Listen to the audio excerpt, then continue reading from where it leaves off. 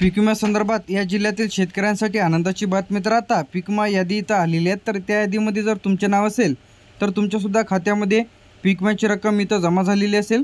तर पीक विमा यादी शेतकऱ्यांच्या नावानुसार कशाप्रकारे पाहिजे आहे, पीक विम्याची यादी इथं आलेली आहे. तर आजच्या व्हिडिओमध्ये याबद्दल माहिती पाहणार आहे. सर्वप्रथम तुम्हाला पोर्टलवरती यायचं आहे. पोर्टलची लिंकसुद्धा आपल्या व्हिडिओच्या डिस्क्रिप्शनमध्ये मिळून जाईल.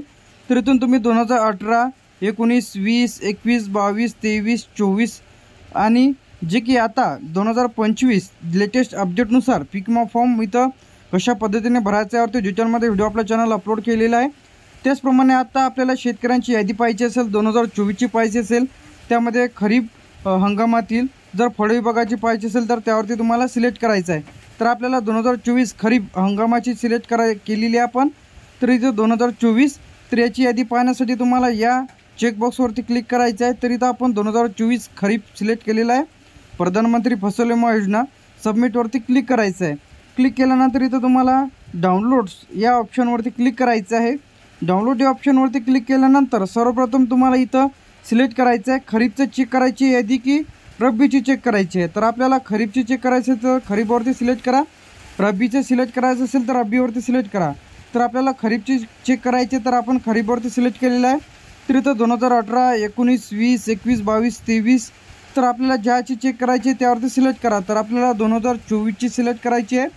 तर इथं आपण 2024 सिलेक्ट केलेला आहे. तर आपला जो काही पीक विमा फळ विभागाचा आहे का नाही आहे, तर इथं आपला प्रधानमंत्री फसल विमा योजना आहे. तर आपण पहिल्यावरती सिलेक्ट इथं राहू द्यायचं आहे.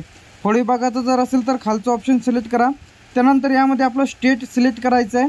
त्यानंतर जिल्हा यामध्ये जे काही आता यादी इथं अपडेट झालेली आहे, अहमदनगर, अकोला, अमरावती, बीड, भंडारा, बुलढाणा, चंद्रपूर, छत्रपती संभाजीनगर, धाराशिव, धुळे, गोंदिया, गडचिरोली, हिंगोली, जालना, जळगाव, कोल्हापूर, लातूर, मुंबई झाल्यानंतर इथं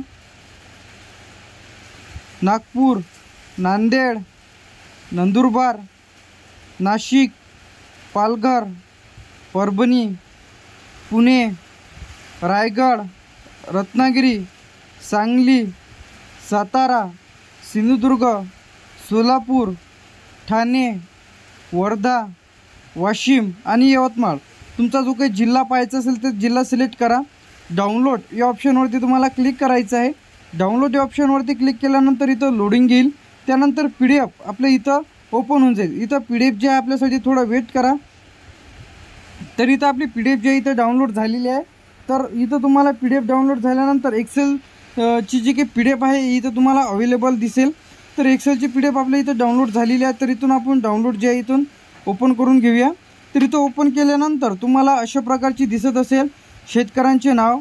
त्यानंतर इथं तुम्हाला तुमचं विलेज, तुमचा तालुका, जिल्हा, त्याचप्रमाणे किती हेक्टरपर्यंत तुमचं नुकसान भरपाई टाकलेलं होतं, त्याचप्रमाणे तुमची जी काही सर्व डिटेल्स तुम्हाला इथं बघायला मिळेल. तर शेतकऱ्यांच्या नावानुसार, गावानुसार तालुक्याची यादी, जिल्ह्यांची यादी व शेतकऱ्यांच्या गावानुसार यादी इथं नावानुसार इथं आलेली आहे. तर यादी ही खूप मोठी आहे. ती तुमच्या जिल्ह्यानुसार तुम्हाला हे बघायला मिळेल. अशा पद्धतीने तुम्ही चेक करून घ्या. जर तुम्हाला रब्बीची करायची असेल तर त्याचप्रमाणे इथं रब्बी सिलेक्ट करा, इयर सिलेक्ट करा. त्यानंतर आपली योजना प्रधानमंत्री फसल विमा योजना. त्यानंतर इथं तुम्हाला आपलं स्टेट सिलेक्ट करायचं आहे. त्यानंतर तुमचा जो काही जिल्हा आहे, यामध्ये भरपूर जिल्हे आहेत. तुमचा जो काही जिल्हा असेल तर आपण पहिले वाशिम जिल्हा सिलेक्ट केला होता. तर आता यवतमाळवरती सिलेक्ट केल्यानंतर त्याच पद्धतीने इथं थोडा वेट करा. वेट केल्यानंतर PDF जे आहे एक्सेल फॉर्मॅटमध्ये इथं डाउनलोड होईल. त्यानंतर इथं ओपन करून घ्यायचे आहे. तर इथं ओपनसुद्धा झालेली आहेत. तर तुम्हाला इथं दाखवल्याप्रमाणे कोणता पीक विमा आहे का आहे. तर प्रायव्हसीसाठी मी थोडी इन्फॉर्मेशन इथं ब्लर केलेली आहे. तर कोणत्या ग्रामपंचायतमध्ये तुमचं सर्कलमध्ये येते ते सर्व इथं तुम्हाला दाखवल्या जाईल. तर इथून तुम्ही जे आहे अशा पद्धतीने तुम्ही तुमची यादीतून डाउनलोड करू शकता. इथं ठाणे जिल्हा सिलेक्ट करून ज्या शेतकऱ्यांना पीक विम्याची रक्कम अधिक मिळालेली जर नसेल तर अशा सर्व शेतकरी बांधवांनी इथं जे आहे तुम्हाला ऑनलाईन पद्धतीने तक्रार नोंदवायची आहे 14447. तर या हेल्पलाईन नंबरला कॉल करून तुम्ही तुमची तक्रार इथं नोंदवू शकता व राहिलेला जो काही पीक विमा आहे तिथं मिळवू शकता. तर अशाच अपडेट्ससाठी आणि नवीन व्हिडिओसाठी आपल्या पीक विमा संदर्भात सर्व व्हिडिओज आणि सर्व अपडेट्स तुम्हाला आपल्या चॅनलला बघायला मिळेल. तर आपल्या चॅनलला सबस्क्राईब करून ठेवा. थँक्यू.